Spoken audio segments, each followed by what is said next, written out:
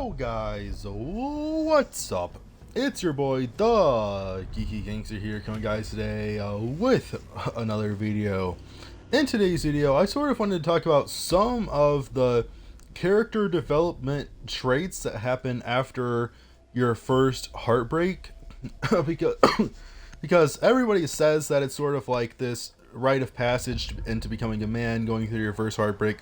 Everybody says that it's massive character development, and they sort of suggest those things, but what are actually parts of that character development? And in today's video, I really wanted to first and foremost focus on outcome independence in life. See, because I feel like when you're going through your teenage years and really before your first heartbreak, you are so overwhelmingly focused on what the outcome of things will be in your life. And it's like, oh, I really hope this play does good. Oh, I really hope I do good on the exams. Oh, you know, I have to get an A. I have to make my teachers proud. Oh, I have to show up. I really hope my game goes good. I hope we win this sports game. And after your first relationship, after you lose your virginity, and after you have your first heartbreak, you are going to be so utterly destroyed in life. And you're going to be depressed. You're going to think that you're not good enough.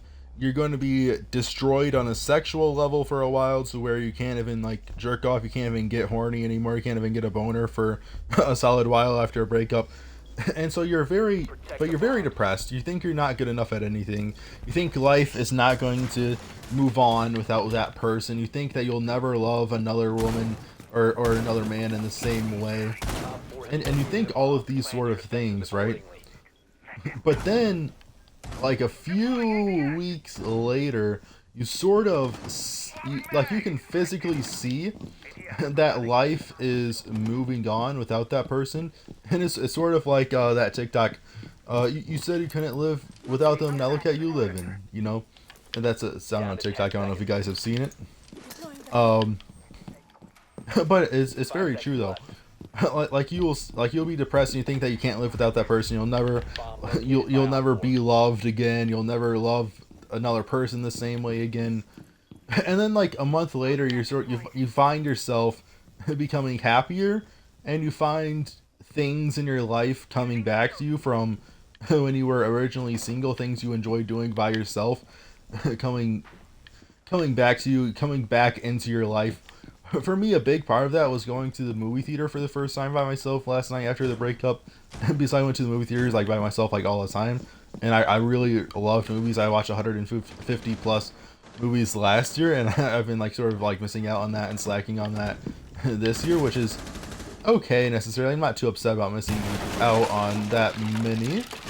But getting them back from my life was like, wow, like I went back to doing this independently, and I'm perfectly fine. I thought I was like, I was probably definitely too depressed to be doing it in the first couple of weeks, because you know, missing, you know, holding your hands and like looking to your right of you and it's just an empty seat. And definitely when that void is going on, you don't want to be doing these things by yourself.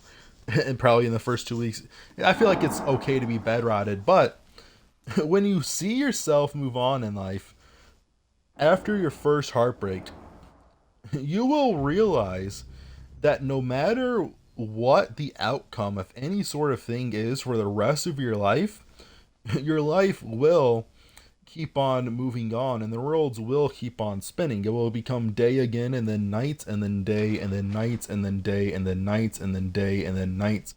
And that cycle will repeat itself. And time, my friends, does move on. I'm not saying it necessarily heals everything, but time is a great distancer. Distancer. And what I mean by that is you might not necessarily forget about a person. You might not necessarily forget about important events in your life, because of course, like, that is a part of, like, your history is a part of you, and you'll never forget about the important histories of your life, right? However, you'll become more and more distant from your past when time moves on, and that's just necessarily a physical, obvious viewpoint. You'll become more and more distant from history as you move forward and forward into the future. That is an absolute guarantee, my brother. And when you realize that, you'll gain outcome independence to where you will realize that no matter what else happens within your lifetime, I mean, obviously there's some very negative outcomes that could happen. You could commit a crime and the outcome would be prison, like, but that's not necessarily that's sort of like besides the point. The extreme cases, sure, will still be you will not want the extreme case outcomes, right? However, with any of these minor things, really, you will realize that day turns into night and day turns into night, and you'll realize that you'll always have your life, and you'll always get back into the groove of things. And Jesus, if I feel like in a relationship with God is very important. You'll realize that God has never betrayed you before. God has always worked within the 0% chances before. God, He made you. God died for you. God defeated death within itself for you. And so God has no reason to betray you now. God has no reason to give up on you now. And God's plan is always the best plan. Even if we don't get what we want, even if what His plan is might hurt us deeply in the moment, but us being hurt deeply in the moment is the only way we could have moved on from the negative things within our life into better things. Because if we were never hurt, we would just stay in the negative, right? If we were never hurt by the darkness, we would have never came into the light. And so sometimes God's plan can hurt, but that does not mean that God's plan was negative from the jump. God's plan is always significantly positive. And so, ooh, that scared me a little bit.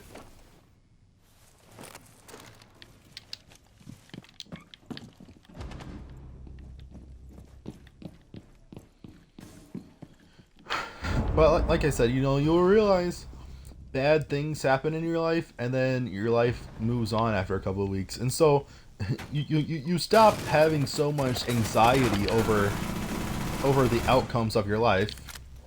Stop having so much anxieties over the outcomes of your life, because you realize that no matter what the outcome really is, the story of your life will keep on going and going and going. And of course, and once again, in Jesus Christ's name, our lives are eternal. So even if we were to die, right, like we would go to heaven, and then we would become guardian angels or whatever. Like we might become, maybe we would even become canonized saints. Like even at the moment of our physical death, God still has a plan for us if we are living in His name. So life will always continue for eternity. And when you realize that, the outcome of things just doesn't really matter, because like I said, you'll always find the light again, and life will always just keep on keeping on. And so there's just you'll lose the anxiety that you once had, because you realize that it's stupid. It's like, I hope I pass this exam. I hope I get an A. I hope I get an A. My brother, will life within itself cease if you don't get an A? Will you not be God's child if you don't get an A? Will you not be God's child if that relationship does not work out? Will the sun not rise again if what you want doesn't work out? Will the nighttime not come again? Will that cycle not continue for millennia? I mean, of course, we have no clue how many years we have until the end of times. But I mean, even the end of times isn't necessarily the end of times if you're with Christ. Not exactly, But I mean, that's not neither here nor there because nobody knows that time except for the father.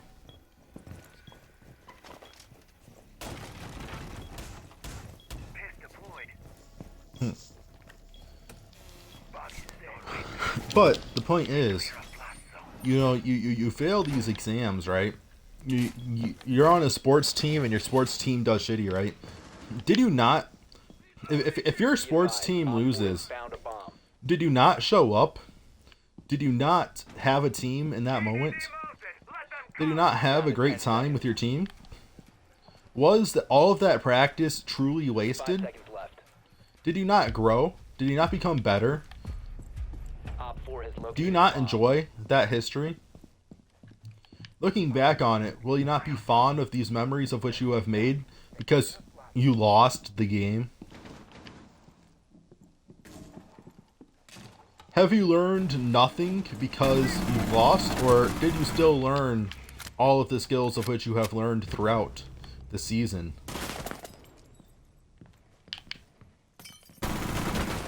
Ooh, I see you, buddy. Buster. God. Alright.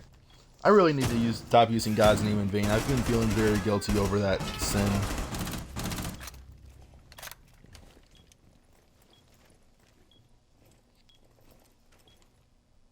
Ho, ho, ho, ho, ho.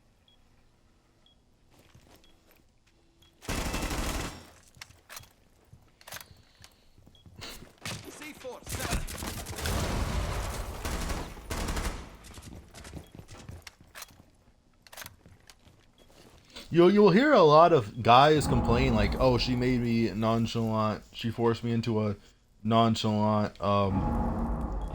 the nonchalant part of my life."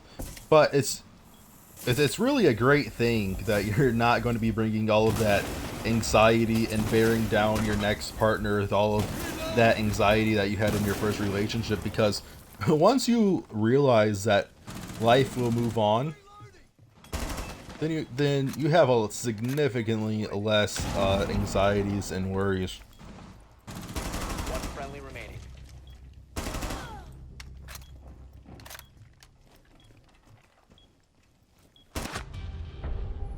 Mission failed. All friendlies were eliminated.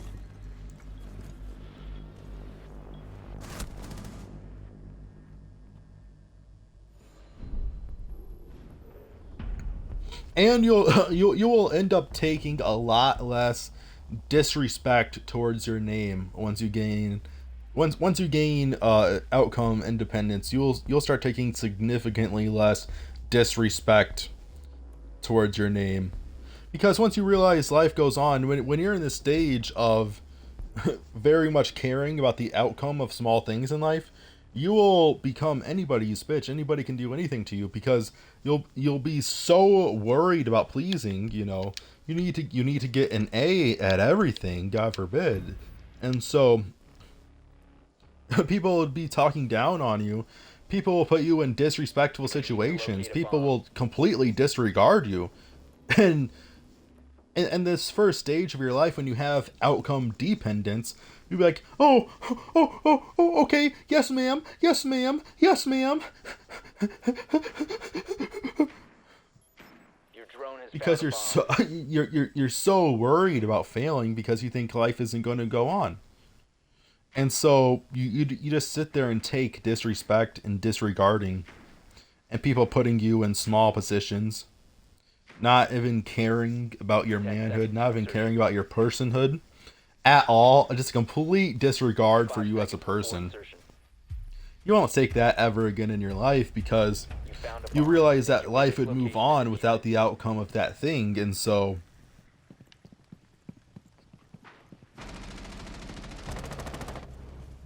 people pleasing in order to get that outcome becomes a thing of the past. You know.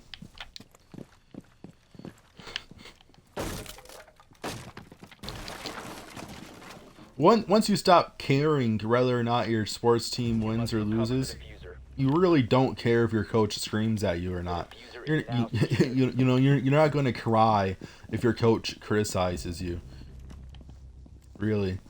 I mean, like you still want to show up. Like you obviously still like want things to go good. You still want to win. So I mean, maybe I was mistaken. Bro, we're about to get swept in this ranked game.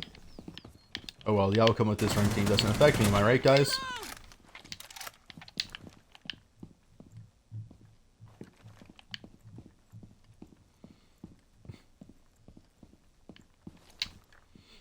Getting swept in a ranked game on YouTube does suck a little bit, though. I'm not gonna lie. That's the thing. Things are allowed to suck. Why? Because I'm gonna post me getting swept, and guess what's gonna happen? It's gonna become nighttime. I'm gonna go on with my life. I have a meeting with the chaplain at church today. Not at church. I have a meeting with the chaplain at university today, and then I'm gonna go watch an anime movie. It's called Family Plus Spy or something like that. It's supposed to be like a really funny anime movie in the movie theaters. I'm going to go see that at 8:30. And like, I'm going to get popcorn.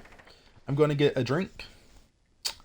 I'm planning on going on a date with this girl later this week, and she is, I mean, I think she's extremely beautiful, honestly. Like, I would very, very, very, very, very much appreciate a date with her. And she said yes to it, but like, it hasn't been like super duper confirmed yet. But I mean, I hope I hope I get to spend some time with her. That'd be very lovely because, like, honestly, she seems like such a nice and sweet person, and we sort of like went through the same things recently.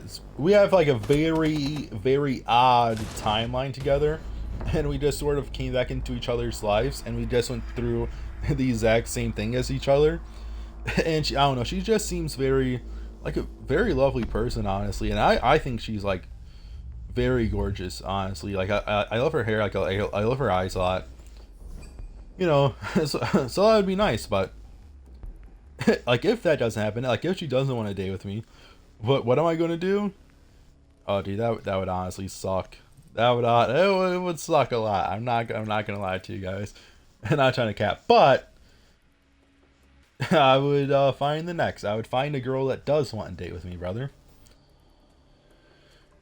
But yeah, I think that's all I sort of wanted to say. I just wanted to speak about outcome independence and play a ranked game, and both of those things are over. And so I'll see you guys in the next one. Peace.